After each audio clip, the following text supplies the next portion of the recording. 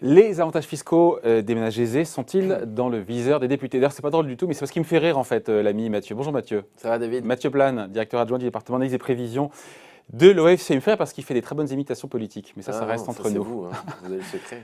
Bon, c'est vrai. Peut-être qu'un jour vous le montrerez. Alors, le gouvernement, pourquoi vous êtes là? Parce que je voulais qu'on parle le gouvernement, on l'a vu, est en train de raboter certaines niches fiscales, des aides fiscales. On a vu le CITE, donc pour tout ce qui est dépenses de rénovation du logement. Le CITE, qui est touché notamment par les ménages aisés, qui est transformé en prime, que ne toucheront pas finalement les contribuables aisés, sauf pour les travaux d'isolation des murs. On voit d'autres députés en parallèle, pardon, je fais un petit round-up, mais on voit d'autres députés, la majorité, qui cherchent à rogner certains avantages fiscaux, notamment le Pinel pour l'investissement immobilier locatif et fiscalisé. On parle aussi peut-être de raboter un petit peu les aides à domicile. Est-ce que les députés, oui ou non, ont dans le collimateur les avantages fiscaux des contribuables, les fameux 20% les plus favorisés? Ce n'est pas les ultra-riches. Alors, je ne dirais pas les députés en général, parce que là, pour l'histoire justement du crédit d'impôt transition énergétique, c'est les députés qui ont remis justement une partie de l'éligibilité, notamment des ménages des 20% les plus aisés, à cette prime, qui maintenant va être une prime justement. C'était le choix du gouvernement. Mais au début, il devait être complètement exclu. C'est-à-dire qu'il y avait deux choses. C'est que le calcul se faisait sur la condition de ressources et sur l'économie d'énergie, ce qui est complètement différent du calcul précédent qui était un crédit d'impôt. Et là, il y a eu un amendement qui est passé où les députés ont réclamé justement en disant comme il y a 50% des dépenses énergétiques qui étaient faites par les 20% de ménages plus aisés, il y avait quand même un problème sur cette question de transition énergétique et le risque que justement les ménages les plus aisés ne la fassent pas. Et donc ils ont rebasculé une partie de certaines dépenses et notamment tout ce qui est travaux de rénovation thermique mais qui sont de l'isolement en dehors des fenêtres. C'est-à-dire que les fenêtres avant étaient éligibles, les chaudières, etc. Là maintenant c'est plutôt que la toiture, les murs, etc. Ont été remis dans le paquet pour ces ménages-là. Donc ça veut dire que les députés, pour cette amende, pour ce crédit d'impôt, ont justement sur plutôt la joué à rénovation l'inverse. énergétique, Justement, qui ont voulait remis dans le paquet. Le gouvernement qui voulait aller plus loin. Le gouvernement voulait exclure complètement ces ménages-là. Là, par contre, sur ce que vous avez dit sur les autres parties, effectivement, que ce soit sur les services à la personne. Il y a un sujet ou pas? Parce que sur le crédit d'impôt sur les emplois à domicile, on a les chiffres, les 10% les plus riches bénéficient de 43% de la subvention fiscale.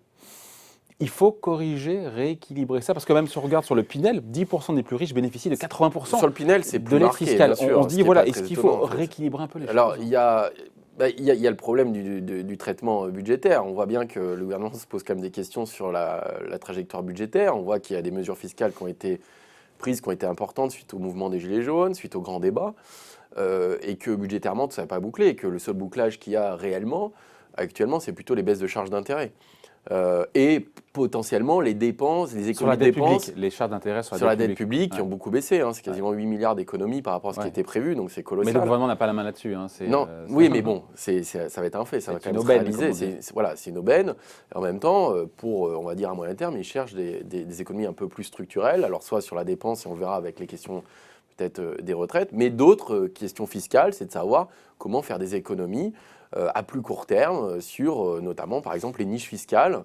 Et effectivement, il y a cette idée, en tout cas, qui peut circuler, c'est de dire est-ce que le crédit d'impôt des emplois à domicile doit profiter à tout le monde de la même façon ou est-ce qu'on doit restreindre le champ? Est-ce que par exemple le jardinage doit être compris dedans? Je sais que certains et certaines députés ont suggéré ces propositions-là. Député de La République En Marche qui dit voilà, tout ce qui est jardinage, coaching. C'est des économies de bout de chandelle. Coaching, est-ce qu'on est censé, est-ce que l'État est censé payer la moitié ou une partie Après, c'est aussi une façon de solvabiliser des emplois.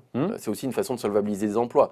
C'est-à-dire qu'il faut rappeler quand même que ce crédit d'impôt avait été notamment créé pour faire en sorte que un certain nombre d'emplois qui étaient aussi non déclarés redeviennent déclarés.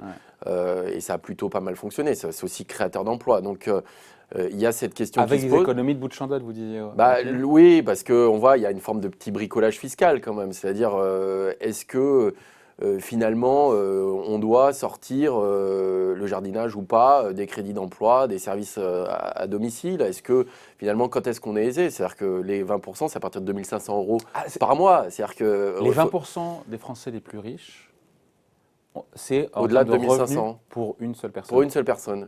Et 4 000 € pour un couple, c'est ça, non?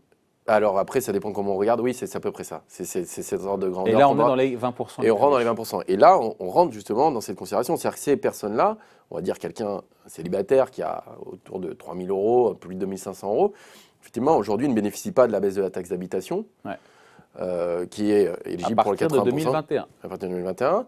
Sur 3 ans. Par contre, lui, ça sera ultérieur. Si pour le coup, en plus, vous êtes retraité un peu aisé, vous avez eu aussi la hausse de CSG, la désindexation de votre retraite. Mais la question qui se pose, c'est qu'on voit bien qu'il y a eu un geste fiscal très fort en faveur des plus fortunés. C'est-à-dire. En début de mandat, ça. Oui, sur l'ISF, au prélèvement forfaitaire unique, mais ça, c'est les 1%, 2%. Ouais.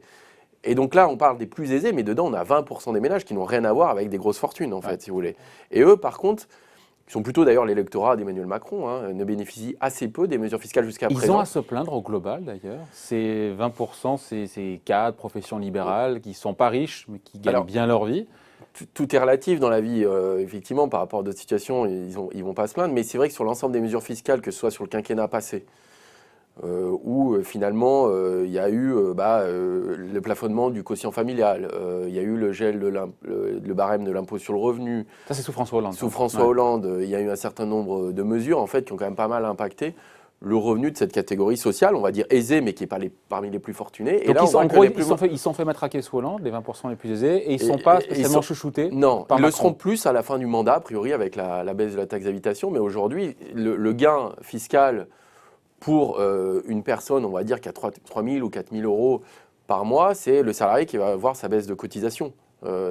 Mais finalement, l'ensemble des mesures fiscales, il ne va pas bénéficier, a priori, peu des heures sup, peu de la prime d'activité. La baisse d'impôt sur le revenu, elle est plutôt sur la première tranche.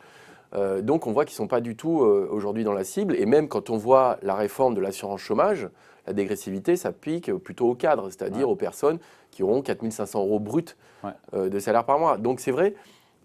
Et donc les amendements qui visent aussi à limiter les crédits d'impôt ciblent aussi ce type de ménages que le gouvernement d'ailleurs qui utilisent pas mal ce type de dispositif, mais qui n'ont pas non plus, ne sont pas des grosses fortunes. Ouais.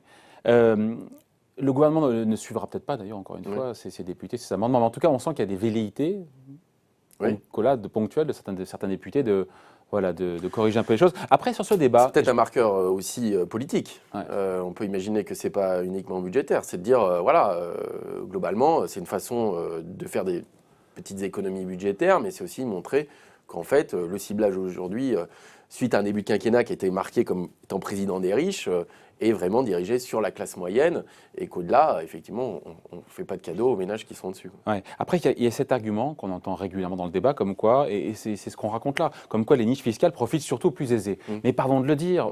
C'est logique. Mais c'est logique, c'est lié à la progressivité de l'impôt sur le revenu. Oui. Non mais il faut le dire. Quand on dit oh là là, la moitié de l'enveloppe du CITE, ça profite aux 20% des plus riches, mais en fait, c'est pas une aberration, c'est consubstantiel au fait que l'impôt sur le revenu soit progressif. Alors, effectivement, c'est assez juste de le rappeler. On aurait dû commencer par ça d'ailleurs. Mais parce que c'est un crédit d'impôt. Et c'est pour ça que aussi ça a été transformé en prime.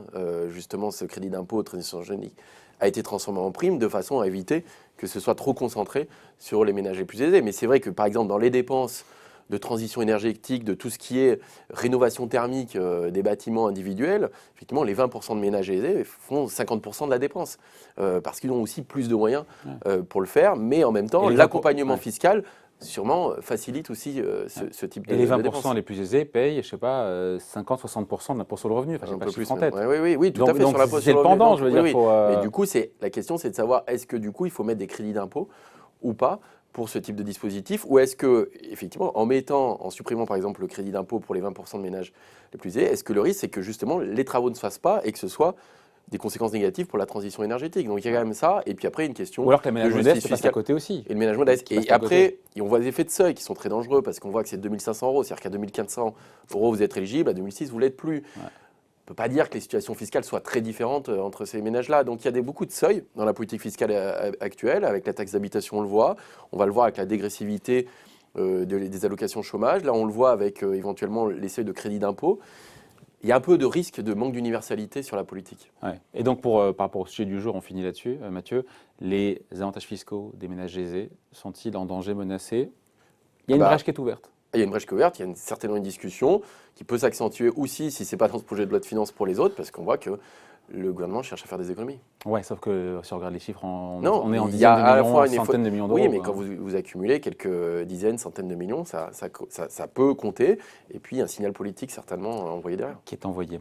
Allez, merci pour ces explications signées Mathieu Plane, directeur adjoint du département analyse et prévision de l'OFCE. Merci. Merci David.